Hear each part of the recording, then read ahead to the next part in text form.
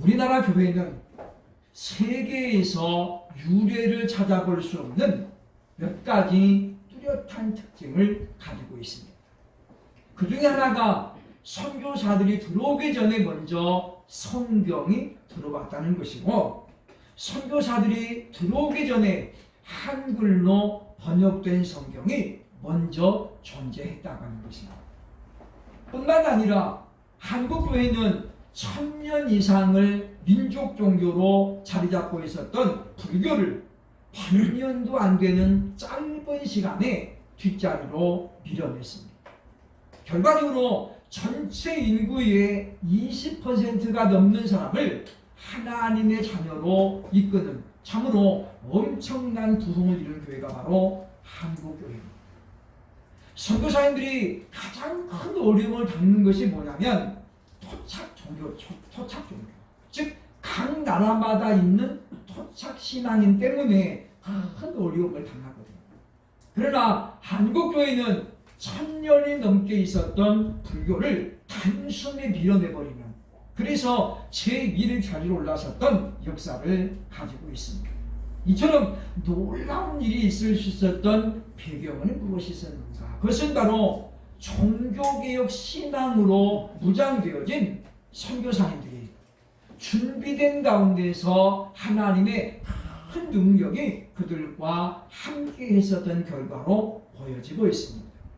즉 무슨 이야기냐면 종교개혁의 올바른 신앙과 신학으로 무장이 됐기 때문에 하나님의 역사가 그들을 통해서 나타났다는 것이죠.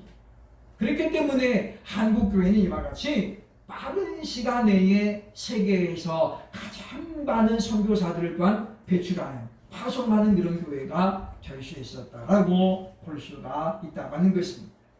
10월은 우리가 특별히 종교개혁 기념이 들어있는 그런 달입니다. 그래서 이 목사님들이 머리를 맞대고 고민했습니다. 그동안 우리가 한 번도 종교개혁 신앙을 터치하지 못했는데 이번에 한번 해보자. 우리 목사님들이 의견을 모아가지고 10월은 5대 솔라, 즉 종교개혁의 핵심 가치 5가지를 우리가 마침 5주이니까 해보자. 그래서 의견이 일치가 돼서 오늘은 첫째 시간으로 오직 성경, 솔라 스크립처. 이 라틴어로 솔라 스크립처는 바로 영어로는 only Bible이죠. only Bible. 오직 성경이라는 것입니다. 왜 종교개혁자들은 성경을 그렇게 귀하게 여겼을까요? 21세기를 나타내는 단어 중에 하나가 뭐냐면 지금은 탈권위 시대입니다. 선생님의 권위도 인정하지 않고 부모님의 권위도 인정하지 않죠. 대통령의 권위도 요즘은 잘 서지 않습니다. 그런 시대에 그럼에도 불구하고 하나님 말씀인 성경은 절대적인 권위를 가지고 있습니다. 왜냐하면 이 말씀이야말로 하나님의 살아계신 말씀이기 때문이죠. 오늘 이 시간 우리는 말씀을 통해서 왜 성경이 그렇게 중요합니까? 무엇 때문에 하나님은 이 땅에 선교사가 오기 전부터 성경을 보급했어야 됩니까? 오늘 이 시간 우리가 왜 성경인가를 함께 생각해보고 우리들도 정말 성경을 귀하게 여길 수 있는 그렇게 다짐하는 시간이 되어야 할 것입니다. 성경은 왜 그렇게 중요합니까? 첫째로 보면 15절에 보면 구원에 이르는 지혜가 있기 때문이다라고 하는 거죠. 본문 15절에 보면 또 어려서부터 네가 성경을 알았나니 성경은 능히 너로 하여금 그리스도 예수 안에 있는 믿음으로 말미암아 구원에 이르는 지혜가 있게 합니다. 여기 보면 구원에 이르는 지혜가 성경에 있다는 거예요. 성경에. 그러니까 이 성경 우리가 묵상하고 믿음으로 읽어나가면 성경이 우리에게 구원을 알려준다고 하는, 구원의 길로 인도한다는 것을 우리에게 말씀하고 있다고 하는 것입니다. 우리나라에 처음으로 성경이 들어온 것은 1866년입니다. 영국의 선교사 토마스가 중국에 파송돼 가지고 2년간 사역했지만 그 그곳에서 아내가 열병으로 죽습니다. 그때 토마스 나이가 25입니다. 2년의 일정을 마치고 그는 우연히 만주에서 조선인들을 만나게 됩니다. 너무나도 그런데 이 토마스가 조선인들을 만났을 때 뭔가 확 끌리는 게 있는 거예요. 중국에서는 실패했지만 그는 다시 이제 조선 땅을 바라봅니다. 너무나도 작은 땅, 그리고 지금 나라도 어려운 상황. 그래서 그는 26된 1866년에 마침내 이 보면 제너럴 셔먼호를 타고 대동강에 도착하게 되죠. 그런데 1866년은 바로 고종의 아버지 흥순대원군이 절대 주권을 잡고 당시에는 강력한 쇄국 정책을 폈습니다. 그래서 서양인들, 당시는 서양 귀신이라고 해죠. 서양인들이 우리나라에 들어온 것을 결코 용납하지 않았습니다. 토마스는 대동강에 도착했지만은 배에서 내려보지도 못하고 순교를 당합니다. 그는 그가 당시 죽어가면서 보따리 하나를 강변에 떨어뜨리는 거죠. 그리고 그를 향해서 찌르는 박암묵이란, 나중에 이제 박충건이라는 사람으로 밝혀집니다는, 그를 향해 이야기합니다. 예수 믿어야 됩니다. 그리고 그는 그 한마디 남기고 죽습니다. 보따리가 강물을 다 흘러내려갑니다. 그리고 영주 부근에 가서 당시 11살, 어떤 때는 12살로 나옵니다. 그러니까 만으로 하면 11살 같아요. 그죠? 최치량이라는 어린아이의 손에 보따리가 건져져요. 아이가 들어보니까 뭔가 두꺼운 책이 3번이 들어있는데 보니까 한문으로 성경, 전서 이렇게 써있는 거예요. 당시 조선은 서양에서 들어온 모든 것들을 금지시켰습니다. 당연히 성경도 금서문학이었던 거죠. 그래서 그는, 이 아이는 두려워서 그 책을 당시 영주 지도자였던 박영식에게 전달하게 됩니다. 박영식이 마침 이제 그 책을 받아보니까 책이 너무 좋은 거예요. 질이 좋은 거죠, 그죠? 당시 성경은 이렇게 보면은 양쪽에 글을 써가지고 접어가지고 여기를 제보하는 거죠. 가운데가 비어 있는 거죠, 그죠? 그러니까 이쪽에는 글이 안 써져 있는 거예요. 여기만 쓰여 있어요. 그러니까 이 사람이 뽑아보니까 책이 이렇게 딱 돼가지고 한쪽은 깨끗하잖아요, 그죠? 도배지로 왔다고 한다. 어떤 분은 성경을 구해가지고 담배를 바라 피우니 그렇게 좋더래요, 그죠? 그래서 담배 많은 책 썼다는데, 이 박영식 집에 너무 이제 집이 낡아가지고 마침 도배를 해야 되는데 종이가 마땅치 않은 거예요. 이걸 가지고 한 장 한 장 찢어가지고 도배를 합니다. 그런데 하나님의 섭리죠, 그죠? 하필이면 이렇게 글씨가 안 써진 쪽이 이렇게 밖으로 나오게 해야 될 사람이 실수로 글씨가 써진 쪽이 밖으로 나오게 이렇게 생각해요. 그래놓고 나서 방을 사방과 천장을 다 성경으로 도배를 해놓습니다. 아마도 세계에서 유일하게 성경으로 도배한 사람, 이 사람이 처음일 거예요. 퇴근해가지고 집에 돌아와 누워있는데 심심하니까 천장에 글을 읽기 시작합니다.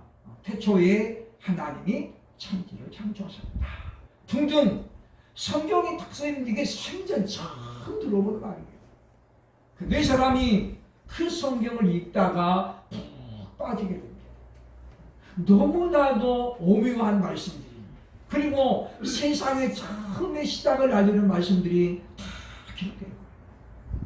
그러던 중 성령님께서 그를 터치하시는 거죠. 집에서 성경을 읽던 이 사람은 일어나가지고 대성통곡합니다. 바로 회심을 하게 됩니다. 누가 설교를 해준 것도 아니고 가르쳐준 것도 아니고 그냥 자기 혼자가 성경 읽다가 처음부터 쭉 읽은 것도 아니잖아요, 그죠? 그냥 띄엄띄엄 돼 있으니까.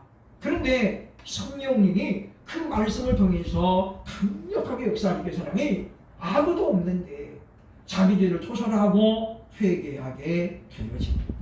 그래서 우리나라에 가장 먼저 예수님을 영접한 사람으로 박영식이 남는다는 거죠. 10여 년 후 세월이 흘러가지고 최치량이 20대가 돼가지고 박영식의 집을 사게 됩니다. 자기가 성경을 주었던 그 사람 집을 최치량이가 사게 되죠. 가보니까 온통 성경이 방에 도배되어 있는 거예요. 그 집에 누가 잠을 자러 오냐면 바로 평양신학교 교장이었던 마펫 선교사님이, 마포 사멸 선교사님이 마침 잠을 자러 옵니다. 최치량이 그 집을 여관으로 개조를 했거든요. 이 마펫 사멸 선교사가 이제 보니까 온통 성경이 도배가 되어 있는 거예요. 주의를 불러서 물었습니다. 최치량이가 이만저만 이렇게 돼서 이렇게 됐습니다. 마펫이 바로 최치량을 무릎 꿇게 알고 복음을 전하는 거예요. 당신 예수 믿어야 됩니다. 하나님이 당신을 지명했습니다. 당신이 성경을 주고 이 사람에게 주고 다시 이 집을 사게 된 것이 우연인 것 같지만 이것은 하나님의 계획입니다. 젊은 청년 최치량은 마포 사면선교회사에게 복음을 듣고 그 자리에서 예수님을 영접하게 된 것입니다. 그리고 최치량과 박영식 이 두 사람의 절대적인 헌신으로 말미암아 널다리 교회가 탄생합니다. 바로 장계현 교회입니다. 1907년 평양에 대부흥운동을 일으키면서 한국 교회사에 뜨거운 역사를 이루었던 장계현 교회는 그렇게 시작이 되었다라고 하는 것입니다. 그러면 오늘날도 우리가 예배당에 안 가고 그냥 열심히 집에서 성경 보면 성령이 말까요? 그렇지 않습니다. 왜냐? 지금은 교회 시대입니다. 우리나라에도 4만 개가 넘는 교회가 존재하고 있고 10만 명이 넘는 목사들이 복음을 들고 지금 전하잖아요. 이때는 복음을 전하는 자가 아무도 없었기 때문에 성령이 강력하게 역사할 것이지 지금도 우리가 그냥 나 홀로 그냥 해야지 이것은 하나님의 뜻을 거역하는 것이라고 생각할 수 있다는 것입니다. 그러므로 성경이 왜 중요하냐? 성경은 성경 그 자체적으로도 능력을 갖고 있어서 구원에 이르는 지혜가 있게 만들기 때문에 성경은 우리가 반드시 도와서는 안 될 필수적인 요소라고 볼 수 있다고 하는 것입니다. 뿐만 아니라 성경은 절대적인 권위를 갖고 있기 때문에 우리가 하나님의 권위를 인정한다면 성경의 권위 앞에 우리가 겸손해야 되겠다라고 하는 것입니다. 둘째로 왜 성경은 이렇게 중요합니까? 보면 16절은 말합니다. 하나님의 감동으로 되었기 때문입니다. 16절 보면 모든 성경은 하나님의 감동으로 된 것으로 교훈과 책망과 바르게 함과 의로 교육하기에 유익하다라고 말씀하죠. 세상의 모든 책에는 저자가 있습니다. 또는 편저자가 있죠. 그러나 성경은 사람들이 기록은 했지만은 저자는 아닙니다. 어떤 분들은 마태복음의 저자 마태는 이렇게 말합니다만은 그것은 잘못된 거죠. 왜냐? 마태복음의 저자는 성령님이잖아요. 기록자는 마태지만은 그것은 마태의 창작물이 아닙니다. 요즘 우리가 논문이 많이 지금 논란이 되고 있죠. 그렇죠? 우리 연구인도 무슨 표절을 했다. 이런 말들이 왜 나오냐면 남의 것을 갖다 쓰는데 밝히지 않고 쓰게 되면 뭐가 되는 거예요? 표절되는 거예요. 표절. 설명을 하는데 그죠? 이건 아무개에서는 어디에서 인용해 왔습니다. 밝히면 표절이 아닌데 그걸 안 밝히고 마치 자기가 한 것처럼 쓰게 되면은 표절되는 거예요. 마태복음은 마태가 창작한 것이 아닙니다. 하나님의 영이 성령께서 마태의 인격을 온전히 지배함으로 말미암아 그로 하여금 있었던 일들을 기억하게 하심으로 기록이 되었기 때문에 그러므로 엄밀하게 말해서 성경의 저자는 성령님이라고 봐야 된다라고 하는 것입니다. 그렇기 때문에 성경은 이 땅에 존재하는 어떤 책들과도 구별이 됩니다. 비교가 안 된다는 것이죠. 그래서 사도 베드로는 이야기합니다. 베드로서 1장 20절로 21절에 보면 먼저 알 것은 오직 성경은 모든 예언은 사사로이 풀 것이 아니요 예언은 언제든지 사람의 뜻으로 낸 것이 아니요 오직 성령의 감동하심을 받은 사람들이 하나님께 받아 말하는 것입니다 라고 말하면서 우리가 성경은 가볍게 대해서도 안 되고 함부로 해석을 해도 안 된다고 말합니다. 그러니까 성령의 감동하심을 받아 기록했기 때문에 역시 성령의 감동함을 받아야만이 올바른 해석이 가능하다는 거죠. 그렇기 때문에 성경은 반드시 가르치는 사람이 필요하다라고 하는 것입니다. 그래서 초대교회에 반드시 필요한 직분이 누구냐면 바로 교사와 목사였습니다. 교사는 바로 성경을 전문으로 가르치는 오늘날로 말하면 평신도 지도자들이라 볼 수 있죠. 부역장이라든가 이런 사람들이 바로 교사라고 볼 수 있습니다. 어쨌든 성경은 이와 같이 하나님의 감동으로 기록된 유일한 책이기 때문에 절대적인 가치를 갖고 그리고 그 중요성이 강조가 되고 있다고 볼 수 있다고 하는 것입니다. 모세를 통해 만들어진 언약궤에는 세 가지 보물이 들어있었죠. 한가운데 십계명을 기록한 돌판 2개, 그리고 좌우에 만나가 들어있는 항아리, 그리고 아론이 들고 있었던 아론의 쌍난 지팡이가 언약궤에 들어있었습니다. 그런데 블레셋과의 전투에서 언약궤를 빼앗기게 되죠. 그런 과정에 언약궤에 있던 2가지 보물이 사라집니다. 바로 만나 항아리와 아론의 쌍난 지팡이가 없어졌어요. 그런데 하나님은 그 중에서도 말씀인 십계명 돌판만은 소멸되지 않게 하십니다. 그리고 그 언약궤는 다시 이제 돌아오지요. 그리고 다윗의 간절한 열망을 따라 다윗 등으로 마침 돌아오게 되어집니다. 이것은 결코 우연이 아닙니다. 세상 사람이 바라볼 때는 만나 항아리, 만나와 아론의 쌍난 지팡이가 훨씬 더 가치 있을지 모릅니다. 그러나 하나님 볼 때는 뭐요? 그거는 별로 중요하지 않아요. 그러나 하나님 말씀만이 오직 성경이 절대적인 중요함을 가지고 있기 때문에 하나님은 그 말씀 돌판 2개는 소실되지 않도록 끝까지 보호하셨음을 우리에게 알려주고 있다고 하는 것입니다. 그러므로 사랑하는 여러분이요, 오직 성경인 하나님 말씀을 붙들고 이 말씀으로 생명의 양식을 삼을 수 있기를 주의 이름으로 축원합니다. 아멘. 마지막 세 번째, 왜 성경이 중요합니까? 본문 17절 보면 성도를 온전하게 하기 때문이다 라고 알려주고 있습니다.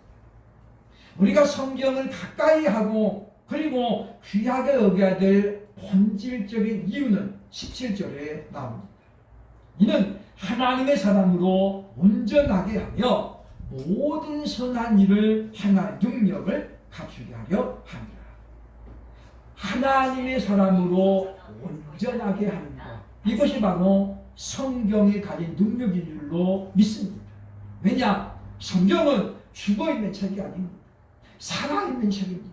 왜냐? 이 말씀하신 하나님이 살아계셔서 이 말씀을 통해서 지금도 우리 심령을 찌르시고 우리의 신앙 양심을 찌르며 그리고 이 말씀을 통해서 우리에게 지금도 역사하고 있기 때문입니다. 그래서 많은 사람들이 성경을 읽다가 회심합니다. 성경을 읽다가 거듭나기도 하고 성경을 읽다가 통곡하기도 하거든요. 그러면 우리는 이 하나님 말씀 우리가 분명한 가치를 알아야 되겠다라고 하는 것입니다. 그렇기 때문에 성경은 신앙인들에게는 바로 절대적인 기준과 근거를 제시합니다. 즉 우리가 말하는 선하다는 기준이 세상과 하나님께는 다릅니다. 하나님이 원하는 선한 일이 무엇입니까? 우리는 말씀을 통해서 우리가 발견을 해야 되겠다라고 하는 것입니다. 그러므로 성경을 떠난 성도는 결코 온전한 성도가 될 수 없다라고 하는 것입니다. 그러니까 믿음이 좋은 사람 치고 성경을 외면하는 사람은 절대 없다는 것이죠. 17세기, 18세기에 걸쳐서 세계 철학계에 큰 영향을 끼쳤던 계몽주의 철학자 볼테르는, 그는 기독교가 가지고 있는 거짓을 많이 폭로했습니다. 파리에서 그가 공개적으로 연설을 할 때는 성경만큼 거짓말이 없다. 기독교인은 반드시 교회는 사라질 것이다. 그러면서 단언했습니다. 앞으로 50년 전에 성경은 소멸될 것이고 기독교는 사라질 것이다. 그리고 20년 뒤에 그가 사망했습니다.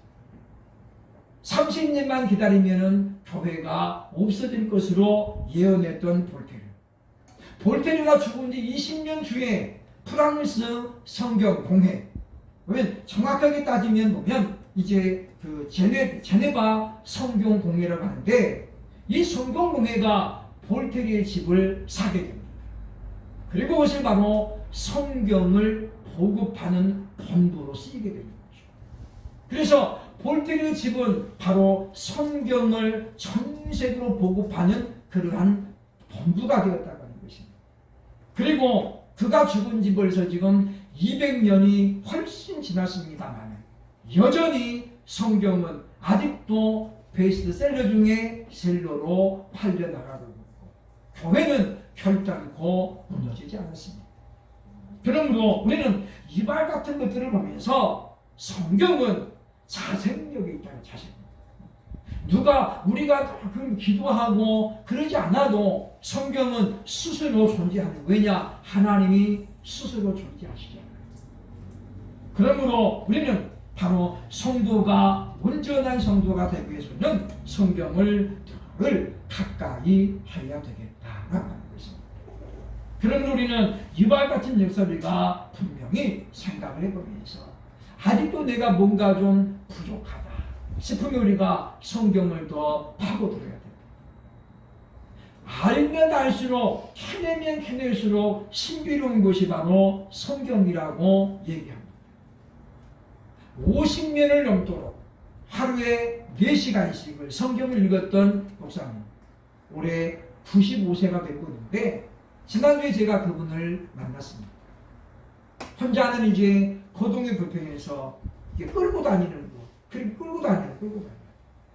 누가 옆에서 챙겨주지 않으면 계단 하나로 잘 못 올라가요. 그런데 그분이 그러더라고요. 지금도 자기는 하루 4시간 성경을 본대요. 눈도 잘 안 보이고 이제는 앉아있는 것도 힘들어요. 4시간을. 그러니까 뭐 4시간 풀로 본다는 건 아니겠지요. 1시간 보고 쉬었다가 또 보고. 어쨌든 그는 1965년 1월 1일부터 하나님 앞에 작정을 했대요. 내가 하루에 성경 4시간씩 봐야 되겠다. 왜냐? 그분은 목사가 돼가지고 설교 때문에 너무 근심이 많았대요. 설교를 준비 안 돼가지고 일주일 내내 씨름을 하더라도 설교가 안 만들어지는 거예요. 토요일 밤을 새고 주일날 새벽 2시가 되면 좀 있으면 새벽 예배 해야 돼. 그때까지 설교가 만들어지지 않는 거예요. 하나님이 기도했대요. 하나님 한 번만 봐주세요. 한 번만 봐주세요. 다음 주부터는 제가 잘하겠습니다. 하나님 어떻게 하나님의 은혜로 이제 넘기고 월요일에 되면 그 다음 주 설교 준비합니다. 근데 또 안 되는 거예요. 그죠? 하나님께 또 그랬대요. 하나님 한 번만 더 봐주세요. 그렇게 4년을 했어요. 4년. 그분이 그런 거 고백하더라고요. 지금도 그때 당시 성도들을 생각하면 너무 미안해요. 그래서 그분이 4년째 되던 어느 날 하나님 앞에 그랬대요. 하나님, 제가 성경을 읽어야 되겠습니다. 그래서 하나님 말씀을 연구하기 시작했대요. 그분을 통해서 한국에 내노라 하는 지도자가 많이 발생됐습니다. 그래서 우리는 이 명장 밑에 약조가 없다라는 말이 나오잖아요. 개천에서 용나는 것은 정말로 그것은 기대하기 어려워. 그야말로 로또 1등 맞는 것보다 어려운 일이에요. 결국 우리가 DNA는 무시할 수 없습니다. 부모의 탁월한 DNA가 자녀에게 넘어가잖아요. 그렇기 때문에 뛰어난 DNA가 필요한 것처럼 이제 우리가 어떻게 하면 내가 더 온전한 성도, 하나님 보시기에 칭찬받는 일꾼이 될 것입니까? 그 이유를 이제 우리가 바로 성경에서 답을 찾아야 될 것입니다. 요한계시록 1장 3절에 이렇게 약속합니다. 이 예언의 말씀을 읽는 자와 듣는 자들과 그 가운데 기록한 것을 지키는 자들이 복이 있나니 때가 가까웁니다. 때가 가까웁니다.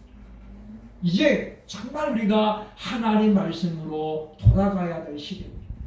왜냐? 우리는 코로나19라는 그와 같은 경랑의 시대를 우리가 지금 겪어가면서 정말 우리 신앙이 내 본질적인 믿음에 과연 무엇입니까? 냉철하게 자신을 좀 돌아볼 필요가 있겠다고 하는 것입니다.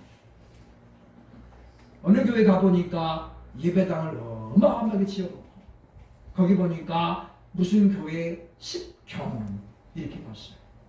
담양에는 8경이 있는데 이 교회는 볼거리가 10개라는 거예요. 그죠? 10개의 부경할 경전을 써놨어요. 그걸 보면 저는 참 마음이 되게 아팠어요. 이 교회는 교회를 관광지로 지금 내세우고 있구나. 부경을 하는 거잖아요. 그죠? 1경, 그래가지고 10번째 부경까지 딱 선전해놨어요.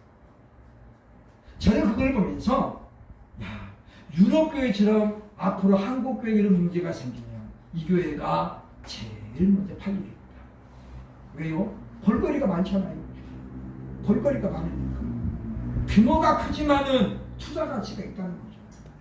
그걸 보면서 이게 지금 이 교회가 자랑할 게 아닌데 이걸 자랑하고 있다. 예배당은 왜 존재해요? 하나님께 예배하는 그 용도 외에는 아무 의미가 없어요. 보니까 예식당도 그 교회는 가니까 예식할 수 있는 홀도 그냥 잘 만들어놨더라고요. 물론 좋게 만드는 거 좋죠. 그러나 예배당의 본질은 뭐예요? 하나님과의 만남을 통해서 예배하는 거. 결혼식 하라고 예배당을 지어놓은 게 아니잖아요. 참 보면 많은 사람들이 탄성을 떼지르고 어떤 사람은 그랬겠죠. 그죠? 야, 나도 한번 여기서 설교해봤습니다. 근데 저는 그 예배당 들어가면서 거부감이 그냥 확 하고 있는 거예요. 물론 뭐 제가 속이 좁아서 그럴 수도 있겠죠. 그죠? 그런 교회를 못 해보냐 그럴 수도 있겠지만은 그걸 보면서 현대판 바벨탑이 따로 없고 어쨌든 우리는 바로 우리가 어떤 것이 온전한 믿음입니까? 어떤 사람이 잘 믿는 사람입니까? 어떤 교회가 하나님이 기뻐하는 교회입니까? 바로 성경이 답을 주고 있음을 기억하고 우리를 온전케 하시는, 우리를 구원을 인도하시는 하나님의 감동으로 된 이 하나님 말씀을 우리가 믿고 그리고 성경대로 순종함으로 말미암아 하나님을 온전히 기쁘게 할 수 있는 저와 여러분 될 수 있기를 주의 이름으로 축원합니다.